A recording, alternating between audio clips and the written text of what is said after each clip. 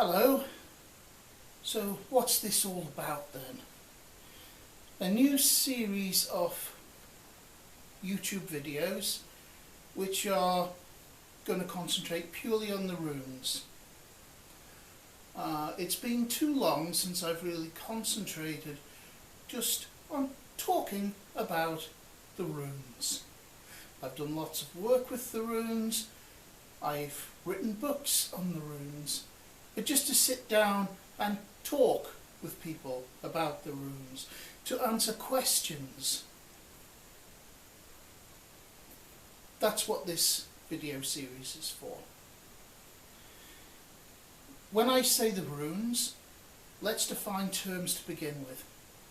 I'm talking specifically, at least for the time being, about the 24 runes of the Elder Futhark. And again, talking specifically, I'm referring to those programs of rune work which are promoted and created through the work of the Rune Guild and its founder, who writes generally under the pen name of Edred Thorson. So we're looking at his books such as Futhark, Rune Lore, Arlu, and of course the 9 Doors of Midgard, which contains a full curriculum of rune work and many recommendations for further reading, so I don't have to sit here now and simply churn out a long list of books. There's also, if you fancy it, my own book on the runes, Aegishjalm, the Book of Dragon Runes, which is a fairly specialised approach to the Elder Futhark curriculum. Now, if we're talking about the 9 Doors of Midgard and the work that you have to put in to become proficient with the runes, if you were to work through the program in this book and stick at it without taking breaks and so on, it would still take you at least 3 years to accomplish. Most people it takes considerably longer. And you can now get a nice new updated copy of the 9 Doors. If you go online to order it, that's the version you'll find available. The one I have here, quite deliberately, is my old original copy rather than my new one, because I wanted you to look at it. I wanted to show you how your book should look after working through this material.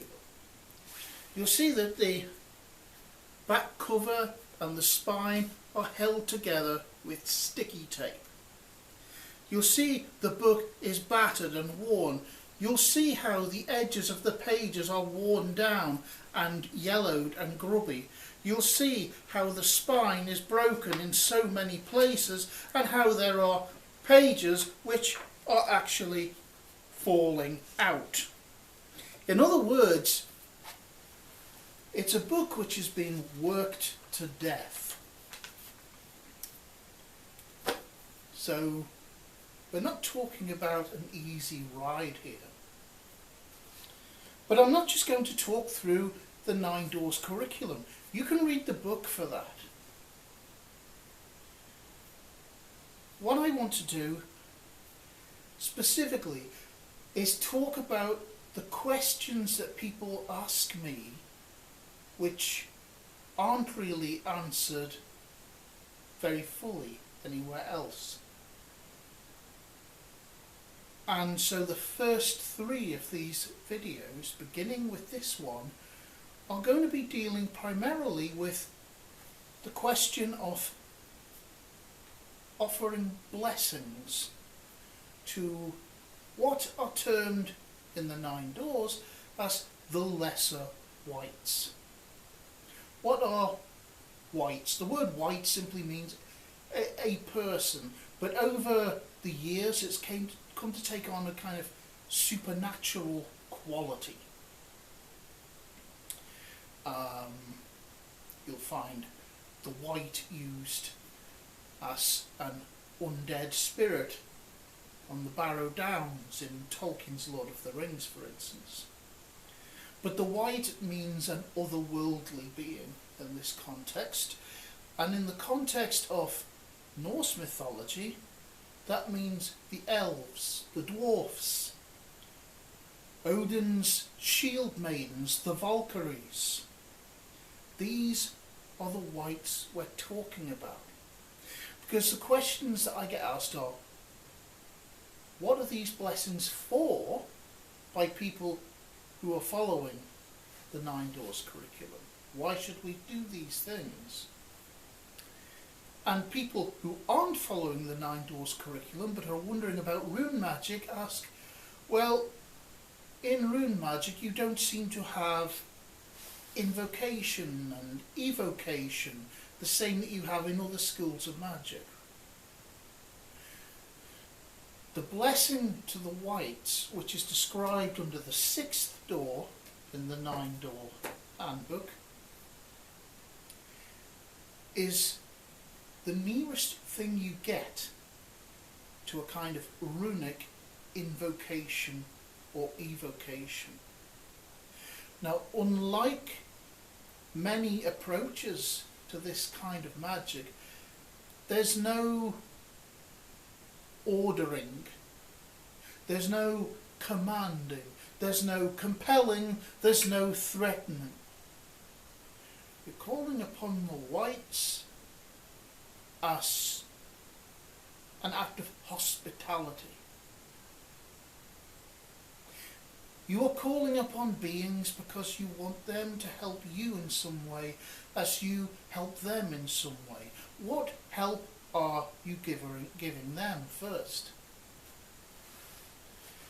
The working of the blessing to the wights involves a sacrifice, an offering. That offering is beer.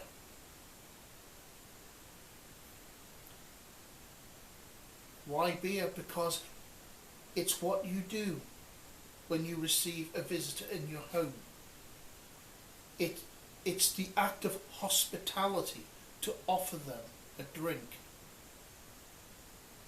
And this is what you are doing in this working. You are offering your visitor a drink, a sign of hospitality, a sign of friendship. And that is the basis of the relationship you are trying to build.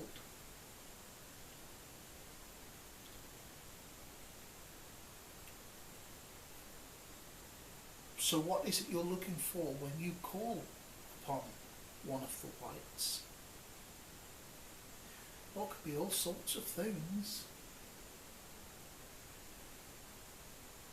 If you call upon the dwarf Alwys, for instance, whose name means all wise, no doubt you're looking for wisdom, either wisdom in general or perhaps the understanding of some question, something that's perplexing you.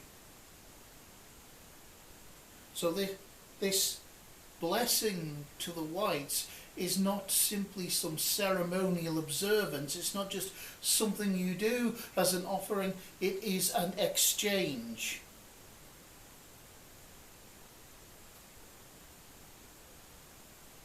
And as they give to you, you'll be expected, of course, to offer something in return. They will ask something in return. It may not be asked there and then, but at some point you will be expected to do something which is of benefit to their nature and which profits them in some way. Something, in our example of Alwys, something which increases the amount of wisdom in the world, and perhaps an acknowledgement of their name.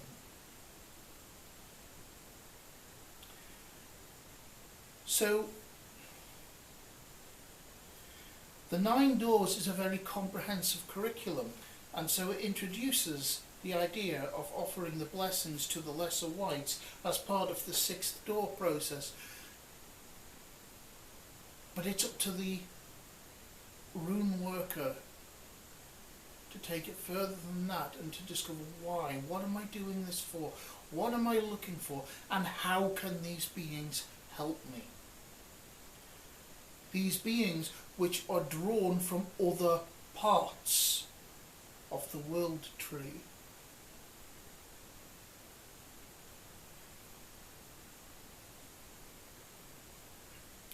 Well, what sort of things would you ask for?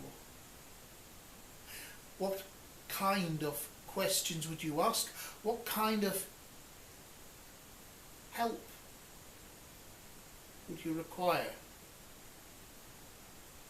That'll be the subject of video number 2, when I'll be discussing which wights you call.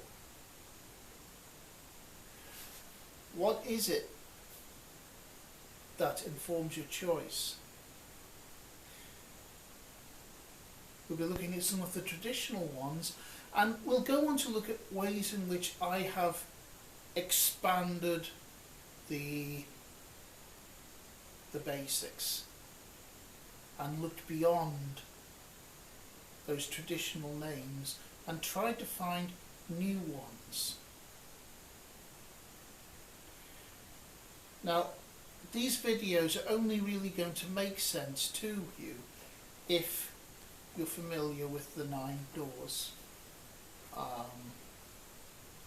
and with rune lore in general. So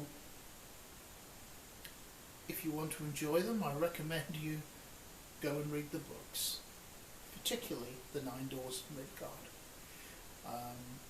because I'm not going to be covering the basics again. I'm just going to be looking at specifics and answering specific questions that I've been asked. So we're going to pursue the blessings of the wights for the next 2 videos at least, in addition to this one. And next time we'll be looking at the names to be called and how to choose them.